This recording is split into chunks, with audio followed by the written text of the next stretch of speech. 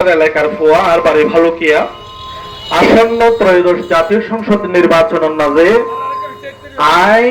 NDM মনোনীত উখিয়ায় সিংহ প্রতীকে vote চাইতে এনডিএম প্রার্থী খালেদ সাইফুদ্দিনের ব্যাপক গণসংযোগ। বিস্তারিত থাকছে কক্সবাজার থেকে কামাল উদ্দিন জয়ের প্রতিবেদনে। মোহাম্মদ নাসিম কক্সবাজার ৪ সংসদীয় আসনে ন্যাশনাল ডেমোক্রেটিভ মুভমেন্ট মনোনীত সংসদ সদস্য পদপ্রার্থী অ্যাডভোকেট খালেদ সাইফুদ্দিন সিংহ প্রতীক নিয়ে উখিয়ার মরিচ্চা বাজার সহ বিভিন্ন গুরুত্বপূর্ণ এলাকায় ব্যাপক গণসংযোগ করেছেন।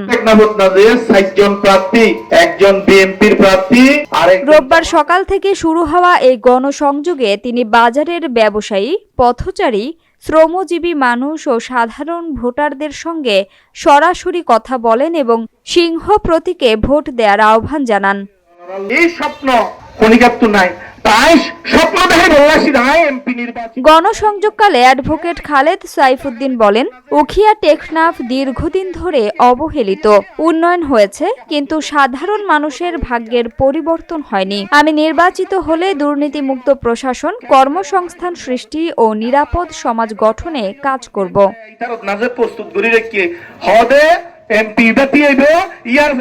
তিনি আরো বলেন, শিক্ষা, স্বাস্থ্য ও যুব উন্নয়নকে অগ্রাধিকার দিয়ে একটি মানবিক ও আধুনিক কক্সবাজার গড়াই তার মূল লক্ষ্য।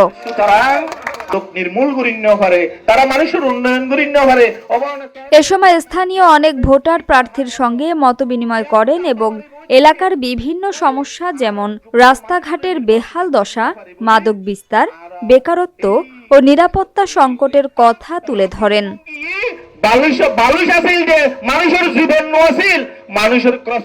গণসংযোগে এনডিএম-এর স্থানীয় নেতাকর্মীরা উপস্থিত থেকে স্লোগান ও লিফলেট বিতরণের মাধ্যমে প্রচারণায় অংশ নেন। মরিচ্চা বাজার ছাড়াও রাজাপালং, কুতুপালং ও আশেপাশের কয়েকটি এলাকায় এ কার্যক্রম পরিচালিত হয়। আমি সবাইকে অনুরোধ করছি এবং